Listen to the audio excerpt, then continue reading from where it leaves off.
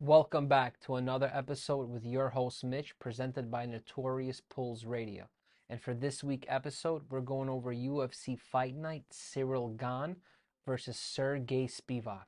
Obviously, you know this is a huge fight going down in Paris, France.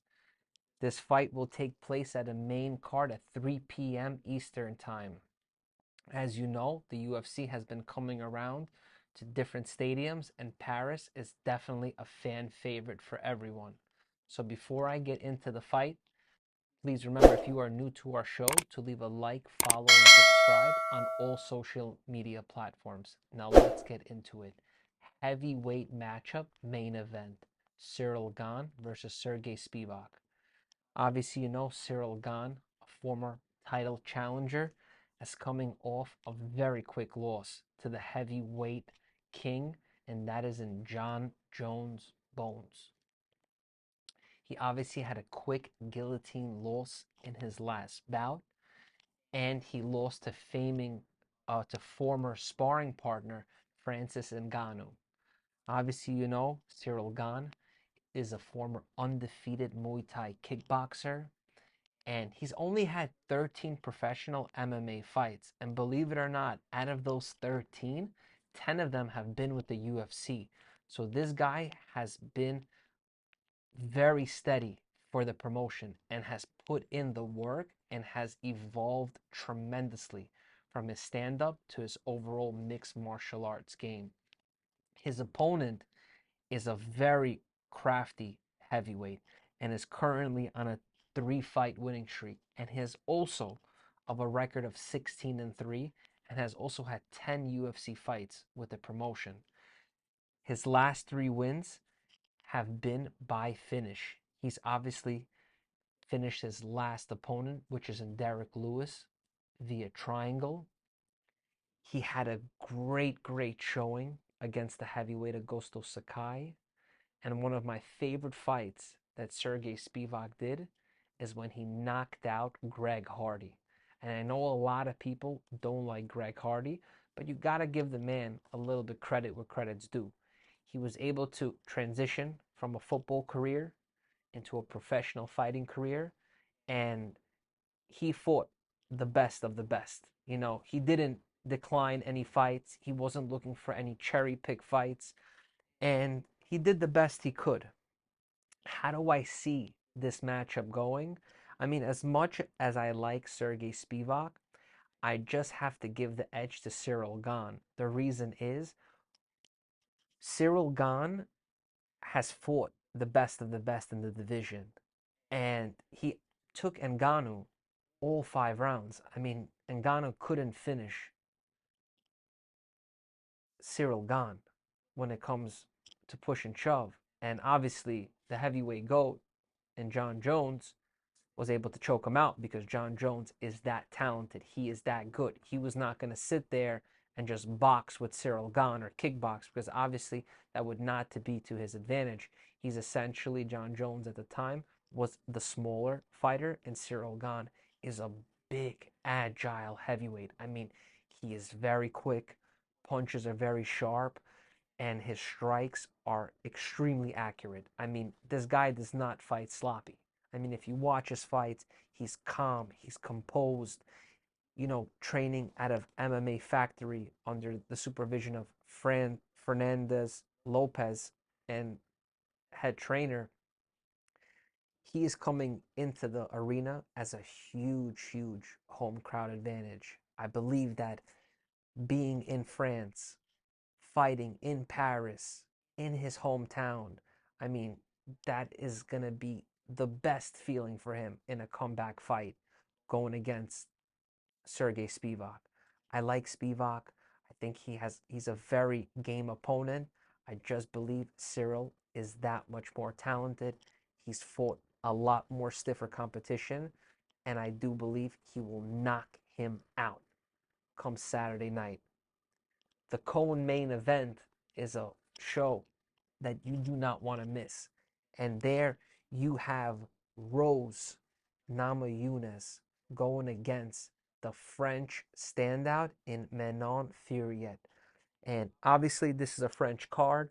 So the UFC, of course, has brought as many French fighters as they could to showcase their talents. Obviously, Rose was the former flyweight champion. She obviously lost her last bout to Carla Esparza, where she lost her title, but she has been one of the most biggest standout fighters in her division. She has picked up two huge wins over Zhang Weili, who obviously you currently know is the current champion now and who had a fucking incredible performance in last week's card. You know, she really, really came out and put a monster performance and showed why she's the champ. So obviously, Rose having two wins against her and having two wins against Joanna Jacek, I mean, that speaks a lot for itself. As much as like some of her fights, she comes up slightly short, a lot of the times she's there to shock the world. Her opponent is on a 5-fight win streak. She has beat very credible opponents in her division, from Caitlin Chukagian to Jennifer Maia and Maria Bueno Silva. I mean, she's on a 5-fight win streak, and that's how she has landed this huge co-main event slot for Saturday night. I mean, I'm a Thug Rose fan, but for some reason, I'm going to have to rock with the underdog this night. I do believe that Ninon is going to come in and she's going to shock the world in her home country. I love Rose. I love seeing her win. I just believe that her career is on the decline. I believe that she lets her emotions get the best of her. And I just believe that this young new breed of talent is here to stay and to take over the division. I do see the French coming up super victorious in their home country. The next fight that I want to go over is a lightweight matchup that I am telling you, this will be the fight of the night. I repeat, this will be the fight of the night. These two lightweights, you have Benoit Saint Denis, 11-1, going against the American top team veteran Thiago Moises. Both of these guys are huge submission specialists. Benoit, out of his 11 wins, he has 9 submissions. I mean, this guy is a massive finisher. When it comes to getting you on the ground, there is a big chance he is going to submit you. Moises is also no slouch. He is known for finishing people on the ground, and he has faced some of the top guys in his division. He obviously has won against the current champion, and that's Islam Makhachev, because Moises is regarded as that type of gatekeeper to say, like, hey, if you can beat a guy like Thiago Moises, you absolutely belong in the top 15. He's just that type of gatekeeper when it comes to the division. I mean, essentially, both of these guys are probably hovering in the top 20. They are that good when it comes to their talent wise. Benoit has also been on a 3-fight win streak. He pulled over a huge win against Ismail Bonfim. As you know, the Bonfim brothers are here to stay, obviously being huge standouts on the Dana White's Contender Series. He also pulled over another couple beautiful finishes in his other 2 fights. And Moises is also on a 2-fight win streak, both via submissions. I do see this fight going to the Frenchman and Benoit. I just see him as the bigger fighter. He is absolutely huge. I mean, if you watch his fights, you're almost thinking like this guy should be a welterweight. He is tremendous for 155. And I really, really like this matchup that the UFC's matchmakers were able to create for this card. I mean, they're keeping it with as many French guys as they could, and obviously having Benoit and getting Moises on this card is a huge addition. And I'm telling you guys, this will be the fight of the night. And even though, like I said, if you're gonna do a parlay, go French all the way. when it comes to this card.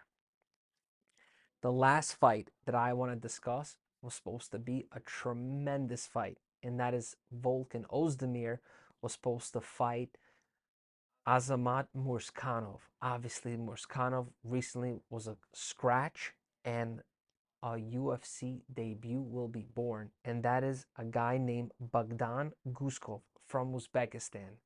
Obviously, everyone knows Volkan Oezdemir. He is a huge UFC veteran, number 9 ranked in the world. Is coming off a loss in his last 4 fights. He's actually only 1-3, so not doing very well, but has faced the best of the best when it comes into the light heavyweight division. Magomed Ankalaev, Daniel Cormier, Yuri Prohashka, Krylov, Paul Craig. I mean, this guy has faced the who's who in the light heavyweight division. No time is always shows up on time when it comes fight night. His opponent, I've done some research, record of 14-2, and all of his 14 wins have been by finish. I mean, that is serious. Yes, he's lost twice, but every time he's won, he's taken his opponent out.